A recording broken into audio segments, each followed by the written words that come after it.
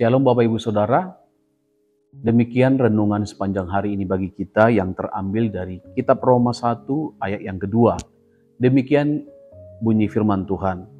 Injil itu telah dijanjikannya sebelumnya dengan perantaraan nabi-nabinya dalam kitab-kitab suci. Kalau kita mencoba memahami atau menghayati apa sih arti daripada Injil. Kata Injil itu berasal dari kata Evangelium dari bahasa Yunani yang artinya adalah kabar baik atau berita kesukaan. Mengapa berita kesukaan ini? Karena berita kesukaan ini adalah merupakan rencana Tuhan bagi manusia.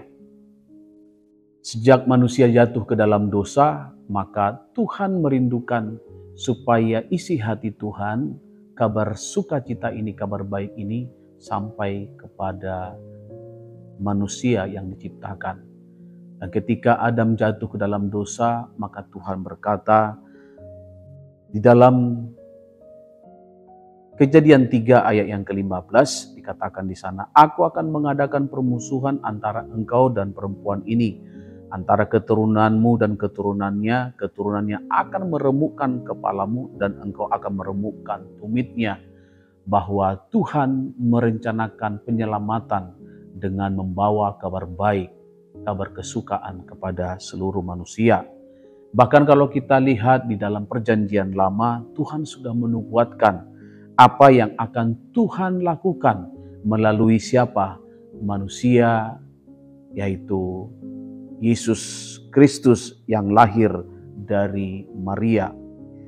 Bapak Ibu Saudara, kita sekedar mengingat bahwa di dalam perjanjian lama ada begitu banyak hal yang terjadi dan ada begitu banyak hal yang Tuhan buat, di mana hukum dan peraturan yang Tuhan sinkronkan dengan kejadian dalam perjanjian baru yang tergenapi. Contohnya Bapak Ibu Saudara, ketika manusia Adam itu dan Hawa jatuh ke dalam dosa, maka mereka malu sehingga mereka disuruh Tuhan untuk membuat sebuah pakaian, ya.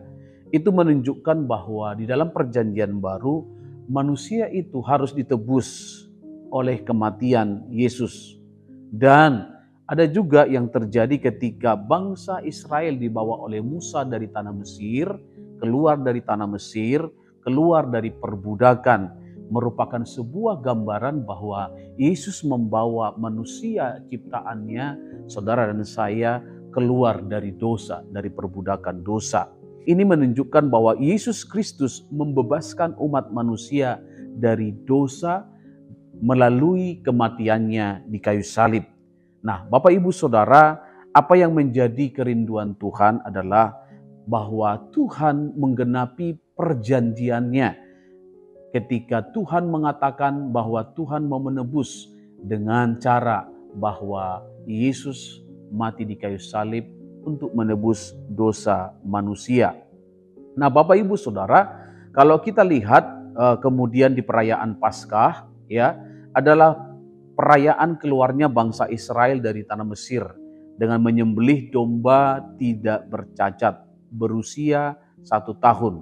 Kemudian kita ingat cerita itu, darahnya dioleskan di ambang pintu rumah bangsa Israel. Dan setiap rumah yang dioles dengan darah anak domba Allah itu, maka pada waktu itu bangsa ciptaan Tuhan, bangsa Israel terlindungi dari setiap malapetaka, terlindungi dari kematian. Nah, di dalam perjanjian baru, darah Yesus yang sudah tercurah di kayu salib melindungi orang-orang yang percaya kepadanya. Dari apa saudara? Dari kematian kekal. Jadi saudara, Injil itu, kabar kesukaan, kabar baik itu saudara, tergenapi di dalam perjanjian baru. Artinya begini Bapak Ibu Saudara, bahwa Injil yang sudah kita terima, ini juga yang harus kita sampaikan kepada orang banyak, supaya mereka menerima kabar baik, mereka menerima kabar kesukaan ini, supaya mereka menerima kehidupan yang kekal dan mereka terlepas dari kematian yang kekal. Ada begitu masih banyak orang-orang yang belum percaya kepada Injil dan belum menerima Injil. Itu sebabnya ini adalah tugas kita supaya berita Injil ini kita sampaikan kepada orang-orang di sekitar kita.